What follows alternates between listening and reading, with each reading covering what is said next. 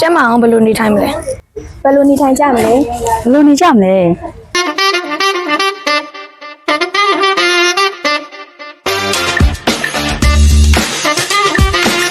AI podcast ကဏ္ဍလေးမှာကြိုဆိုလိုက်ပါတယ်ဒီနေ့မှာဆိုရင်တော့ကျမအောင်ဘယ်လိုနေထိုင်ရမလဲဆိုတဲ့အကြောင်းအရာလေးတွေကိုကျွန်တော် Fiona နဲ့အတူ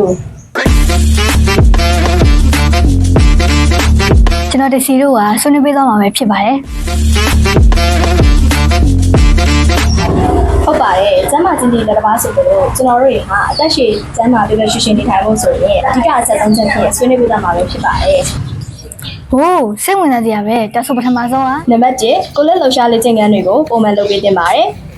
ဥပမာစပိန်စီးရတနေ့နိုင်ဝဲခန့်လန်းလျှောက်တာဂျိုးခုံတာပြေးတာဂျင်ဆော့တာလှုပ်ရှားမှုမျိုးတွေပုံမှန်လုပ်ပေးတင်ပါတယ်နံပါတ်2အနေနဲ့ကတော့တန်ရှင်းလက်ဆက်ပြီးကျန်းမာရေးနဲ့ညီညွတ်တဲ့စားစာတွေကိုစားပေးဖို့လိုအပ်ပါတယ် ဆိုလိုတာကတော့ fast food လို့ခေါ်တဲ့အတင်းသောအစားအစာတွေဖြစ်တဲ့အာလူကြော်၊ဘာဂါ၊ဟော့ဒေါ့၊ပီဇာစားတဲ့အစားအစာတွေအပြင်ကိုလာနဲ့ကြားတဲ့အချိုတဲ့လွန်ကဲစာပါဝင်တဲ့အစားတောက်မျိုးတွေကိုရှောင်တင်ပါတယ်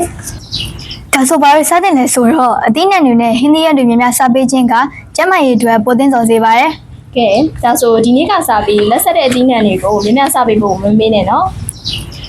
နောက်ဆုံးချက်ကတော့အသီးဖြော်ရည်နွားနို့နဲ့ရေများများတောက်ပေးရပါမယ်ရေနဲ့အသီးဖြော်ရည်တွေကဆိုဒါကိုကာကိုလာစတဲ့အေးအတွက်ကျန်းမာရေးကိုပိုကောင်းမွန်စေပါတယ် ။အချိုတဲ့များတဲ့အရေးတွေကသွားတွေကိုစိုးကျဖြစ်စေရဲဆိုတာကိုရောသင်သိပါသလား ဟမ်ဒါဆိုဘယ်လိုကာကွယ်တင်လဲ ။နွားနို့တောက်ခြင်းဟာအယိုးစစ်တွေကိုတန်ပါစေပါတယ်။ဘာလို့လဲဆိုတော့နွားနို့မှာပါတဲ့ကယ်လ်ဆီယမ်ဓာတ်ကခန္ဓာကိုယ်ထဲမှာရှိတဲ့အယိုးပေါင်း206ခုနဲ့သွားတွေကိုတန်ပါစေပါတယ်။ ကဲဒါဆိုဒီနေ့တွေအသုံးချပြီး ကျမပြောရှင်တဲ့နေ့ရက်တွေ ပိုင်ဆိုင်ကြပါစေလို့ဆန္ဒပြုရင်နောက်ဆက်လိုက်ပါရစေခင်ဗျာ Bye